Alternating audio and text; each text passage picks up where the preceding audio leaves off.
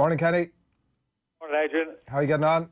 Yeah, I'm all good, all good. You having John's point there? How impressed have you been with Jose's start? I just caught the tail end of it there, Adrian, but I was actually impressed with his initial interview, Adrian, that he did even prior to their first game, just in terms of how he carried himself, how he kind of projected himself. It was kind of Jose of old, you know, quite charismatic.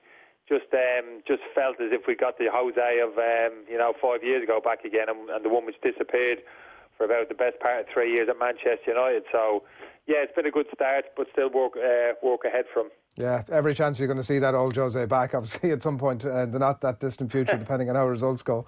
But we'll see. Want to talk a little bit about Arsenal, obviously, after last night. No win in 7 now. They lose 2-1 at home to Eintracht Frankfurt. Boos at full time. Emery out posters, Kenny, everywhere around the stadium, and an empty stadium at that. Still top of the group. Are the calls for his head an overreaction at this stage? No, I wouldn't say it's an overreaction, Adrian. I watched the whole of the game actually Saturday. I was very interested in that one, the game against Southampton, because I genuinely felt as if that was the start of a run of games where potentially Emery could begin to turn things around in relation to his relationship with his seven supporters and even basic results, and the team actually get a little bit of momentum. Now that it's gone in the opposite direction. The game against Southampton was a real shock. Southampton really should have put them away. Actually quite like the look of the team that he put out against Southampton, Adrian. He had a little bit of kind of stale in the middle of midfield, Torreira and Guendouzi, but and obviously that quality sprinkled higher up the pitch too. Natural kind of win backs in Tierney and Bellerin, but at the end of that game, I must admit, I was probably siding somewhat with the Arsenal supporters, because it was a really kind of inept performance. A bit like John saying there in relation to some individuals maybe need to take responsibility as well. Torreira had a terrible game, and a lot of people, Lars supporters, have been calling for him to be included in the team. He didn't grasp the chance. He looked really out of sorts. Bellerin in the right wing back position looks as if his legs have gone a little bit. Adrian, somebody who was the quickest thing on two legs probably about 3 years ago, he looks as if maybe he's lost the juice in his legs. We know the problems they have across the defensive line. It was a back three that night. Back four doesn't really seem to matter. So, but I think maybe just the body language of the players more so than anything else, Adrian. Last Saturday, again, they lost last night. I didn't see the whole of the game last night. Just maybe you get a sense of maybe the players are in the process of losing confidence in the manager. The relationship between the manager, that kind of dynamic isn't great. So that's the biggest worry. You just sense as if it's almost coming to a natural conclusion now. Yeah, and it could be, like you're looking at stories this morning, that it could be very, very soon, Kenny, when this thing does come to a close. It's an inevitability at this point. Like, I know you didn't see the game last night, but long story short, Frankfurt scored 2 goals where if there's better closing down on the shooter, those 2 goals don't happen. It was a shambolic performance at times. It's a performance that shows that the players aren't playing for the manager. And like you mentioned, the performance last weekend, Southampton deserved to win that game fully. Like, if you go back through the last 7 games that Arsenal have played, they've won none of them, and they've led in 5 of them. Like, that also shows kind of something lacking in the attitude. And is there a situation now where there's a legacy from the players' behaviour on the part of the next manager, even, where they've let themselves down so badly? Granted, they're not playing for this manager, where, I don't know, it's hard to even salvage any sort of face from this season. Well, it is amazing the reaction you can get from a new manager coming into a football club. You do sense as if the next manager who comes in there, presumably Emery's going to go at some point, you feel as if he needs to be kind of maybe a stronger personality. He's going to make some big decisions need to be made there in terms of players going out the door and coming in. And I think if players get a sense that strong personality has walked through the doors, prepared to make those decisions, reputations count for nothing, etc., then pretty quickly they kind of fall in line to a certain extent. Maybe again you just get a sense of a couple of Arsenal players looking at Unai Emery thinking maybe he hasn't got their total respect, maybe he's not strong enough, and maybe 1 or 2 now are in the process maybe taking advantage of that. Look at Ozil again in particular, he always seems to be a talking point. You know, hasn't played a huge amount under Emery. You just wonder how much of a destabilising influence he can be behind the scenes, a very kind of forceful personality. Again, he hasn't grasped his opportunity the last few weeks, or Emery's come back to him, giving him an opportunity to maybe lead the team and play Arsenal out of this kind of difficult situation they're in, and he hasn't been that kind of catalyst for change either on the football pitch. So it's going to be a huge decision if they are looking for their next manager. I'm sure they are behind the scenes and pinpoint who the next person may be, whether that's now or potentially they might have to wait till the end of the season. And maybe you spoke about this before, Owen, and maybe an interim manager if they can't get the man they want. Espirito Santos get mentioned. I'm a huge fan of his. I think he has that type of personality that I'm talking about. They might have to be patient and bide the time till the end of the season. How far do you think Arsenal are away from actually, I guess, losing the esteem with which they're held? I think just about at the moment they'd be able to persuade someone like Nuno Espirito Santo to come to the club. But are we nearing a point now where the Wolves boss may actually look at his current situation and say, we're going toe-to-toe with Arsenal points-wise in the Premier League, and it may only be a matter of time before that represents the magnitude of the club, that Arsenal are in just such a sorry state that I'm better off staying with Wolves and it's not progressing my career to go to the Emirates? Yeah, no, I think that's a fair point. It's a very good point.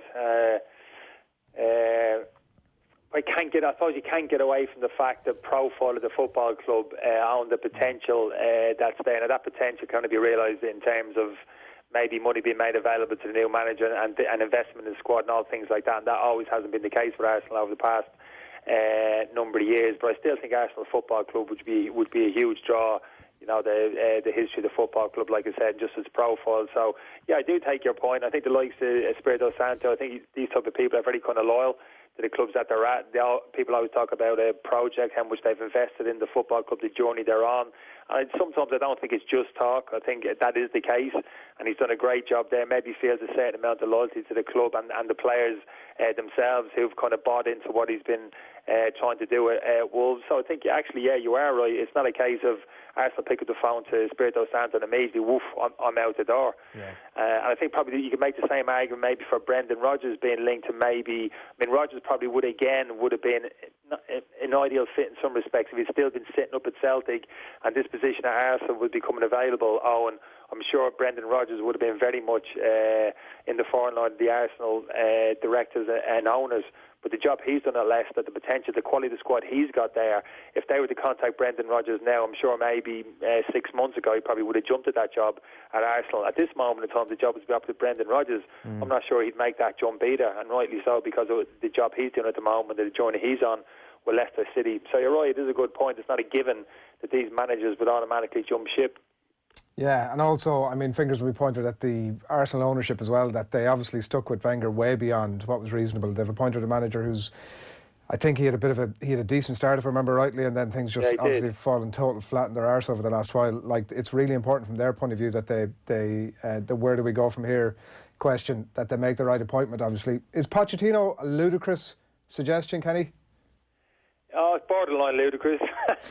Well, it's not ludicrous, Adrian, in terms of the qualities which he has. Could Arsenal would want a manager of that calibre in at this moment in time? Yeah, absolutely. Has he got the qualities maybe to turn things around to get Arsenal on an upward trajectory? Yeah, absolutely, of course he does. So it's not ludicrous in that respect, Adrian, but I just think his recent history, obviously, with Tottenham Hotspur, and obviously verbally he's come out and communicated in terms of like his relationship to Tottenham supporters. He spoke about how close he was to the Espanyol supporters, how never he's on public records and he'd never managed Barcelona. It was amazing to say some years ago because of that kind of chemistry which he had with the Espanyol supporters. I'm sure maybe similarities there with the Tottenham supporters. So no, I couldn't see that jump at all. Certainly not in the near future. I probably spoke to Owen before. I couldn't see it jump maybe to another English club, to be honest with you, for that reason as well, over the next maybe 6 months, start of the next season. So no, I don't see, certainly don't see Pochettino as a viable alternative. Yeah, all right. Well, look at whatever but the invincibles, the unrecognisables was very much the case for Manchester United last night. Kenny, I don't know if you saw much of this, but they were beaten by Astana last night. Very much, it seems like they're focusing on the domestic scene here. Solskjaer puts out a team of youngsters who, as I said, most of them you probably wouldn't even, you want to be a very hardcore Manchester United fan to even recognise a lot of the players that played last night, and for that they probably should have got something out of it. But again, we had Solskjaer after the game talking about huge amount of positives out of this. Yeah, great start. Like, there's a bit of comical alley about Ole Gunnar Solskjaer. I'm not too sure. I think you've been a bit harsh there, Adrian. I think you're right in terms from a PR point of view. You couldn't do any wrong last night. The fact you make 2 or 3 changes and you lose the game, you do leave yourself open to criticism. Well, the disappointing thing was still experienced. Just Manchester United still be going there and winning. But the fact you made so many changes, looking at the names on the team sheet last night was phenomenal. So even in defeat, of course, you can point to the positives: individual performance, great experience for these players, and there is a bit of truth to that as well, Adrian, in terms of looking to the medium to long term. But I don't think in terms of the result last night, and maybe the noise around a number of these younger players is really going to be a factor in terms of whether Solskjaer is going to be at the football club next year. You know, it's going to be about results fundamentally between now and the end of the season, and what Solskjaer can get out of this group of players that he has in front of him. Whether he has, we're talking about relationship between managers and players, respect from the dressing room, confidence from the players in the dressing room towards the manager. We're having him, we trust him. Yeah, he can take us to the next level. Still, probably you're alluding to it there. Maybe the insinuation is he hasn't got confidence from the players in the dressing room. Probably over the next 6 months we'll know that a little bit more clearly, whether he's the manager to lead Manchester United going forward. Yeah, I just can't stomach the constant sort of post-poor results that everything is largely fine tone from him, but that's just my personal view, Kenny. The Villa game, obviously, the weekend, Old Trafford Sunday game that's live and off the ball, 4:30 kick-off. This is going to pose a major issue for Manchester United, isn't it? They've Villa a lot of quality in that team, some players who would do well and have been linked with United. Yeah, absolutely. Yeah, like I said, I mean, I still feel as if Manchester United, I mean, I watched the game against Sheffield United, really struggled for them for the vast majority of that game. But again, that period later on in the game, just in terms of that quality which they can show, particularly high up the pitch, gives you kind of, reason for optimism as a Manchester United support. But the fundamentals still don't change in that Manchester United squad. A real lack of quality in that kind of central midfield area. That has to be improved, has to be significant investment in that area of the pitch. The constant question mark about Paul Pogba, is he going to lead that team going forward? Does he want to lead that team potentially going forward? If not, he's got to go out the door now. I'm a big fan of Pogba, but end of the season he's got to go. If he can commit himself to that football club and lead those players. So yeah, nothing's really changed for me, the Manchester United squad. Yes, individual performances, etc., the introduction one or two of the younger players around the periphery of things, but the basic fundamentals really haven't changed. And certainly in terms of that central midfield area, you've got to make some key acquisitions in there, maybe 2, if 3 signs of Pogba heads out the door in the summer, and just a little bit of tinkering around the edges. I don't think as if, I know there's talk about 3-4 transfer windows before Manchester United can get challenging again. I wouldn't necessarily buy into that. For me, if the signings are right next summer in terms of key players in those areas of the pitch, I think Manchester United can make big strides forward very quickly. But that's easier said than done.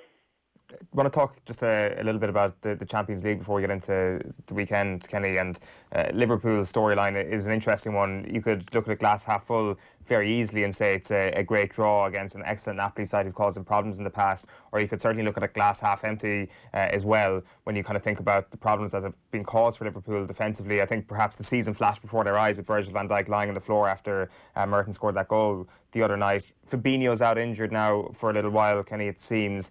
What impact does that injury have? Do you share some concerns that perhaps the performances aren't up to the level of last season at times and the results might follow suit soon? Oh yeah, that's pretty obvious in terms of the level of performance, and I think we can all see that even from the start of the season with the run they were on. We had this conversation end of the season, but we were talking about Liverpool kind of defensively not quite in sync, maybe across the defensive line.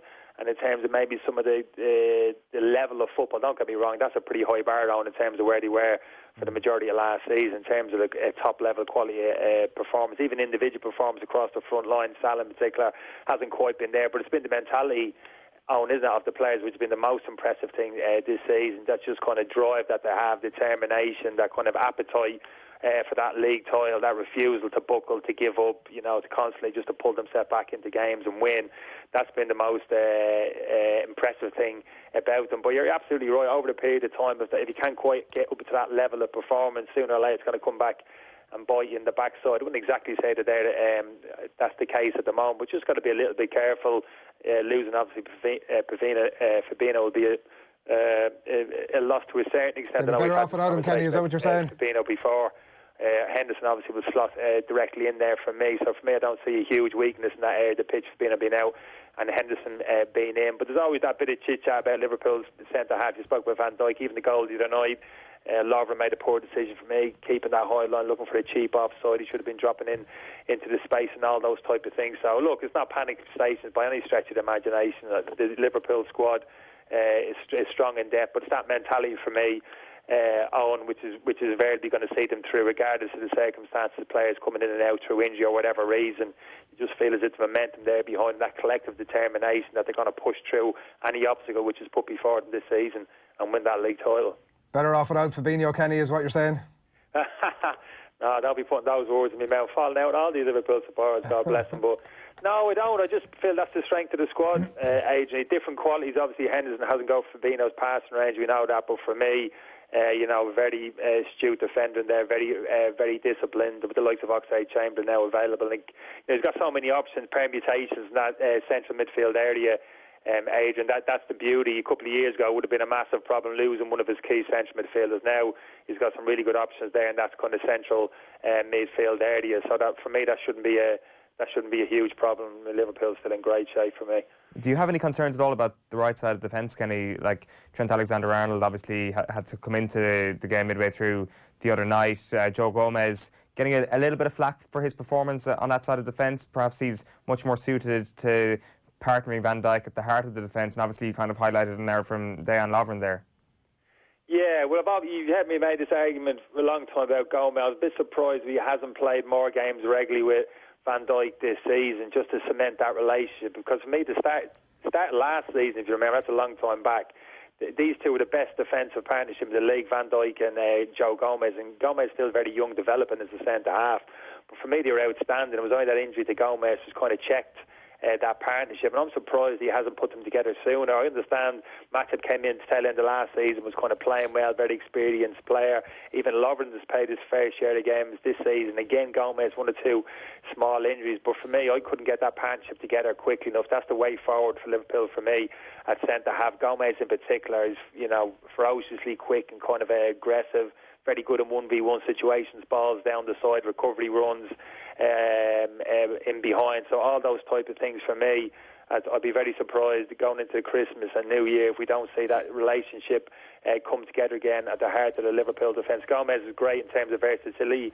Owen right back, left back, it's one of the qualities which he has.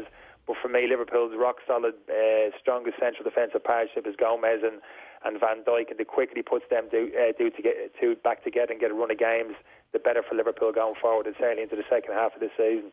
Kenny, we're doing our big poll a little bit later on, well, for the next 3 weeks actually. Your most I think I'm going to say big pause there, Adrian. I think I'm going to stop talking for a couple of seconds. A long and effective pause.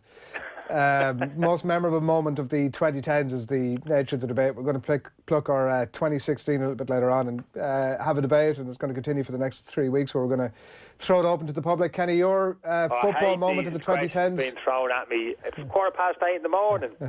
22 minutes past, Kenny. I don't know what time it is in This isn't football age. This is sporting achievement, is it? It's the most memorable sporting moment, so there's a fairly loose you've muddied the waters there as well. Even memorable, describing it as memorable now, you've muddied the waters again. What are you thinking? I know you've had all of about 2 minutes now to think about this. It's a difficult one to be on the footballing front, Adrian. It's not easy, is it? I know there's the last 10 years you're talking about. Yes. Also Irish. Well, Irish in terms of the national team, the football team. There's one moment that only sticks out. I think it's the Robbie Brady goal against Italy some years ago. I remember that moment. Everybody went up. That was a fantastic memory. That's what you're looking for, memorable. Yeah. I think our rugby team have had some magnificent highs over the past couple of years. Those wins over New Zealand, I think, have been exceptional. Can I throw the dubs in 5 in a row? No. Is that not allowed? Not allowed, Kenny. Not allowed. Disallowed. Why not? Dump that. Oh, the dubs aren't Irish. The dubs aren't Irish. They don't count. Actually, Kenny, just a quick, which is actually the most memorable Dublin moment from the decade? Because that 2011 win is special when Stephen Cluxton steps up, gets handed that ball and puts the ball over the bar for their first All-Ireland win in 16 years, which starts this run. That, for me, is the moment. Great shout, Owen, and your Gaelic knowledge to be far superior to mine, but I've forgotten all about it. Yeah, that was pretty amazing. That was quite a unique moment, wasn't it? I mean, the goalkeeper under that kind of pressure, stepping up and taking on that kick. Yeah, now that you mentioned, that was pretty amazing. Yeah, so we are talking about the Dubs. We're allowed to talk about the Dubs, are we? We're allowed to briefly, Kenny. We don't have to linger on it. They may feature later on. The Dubs for decades to come, Adrian. There's nothing brief about talking about the Dubs, what they've achieved. They may feature later on. Kenny, thanks a million. Cheers, lads. Kenny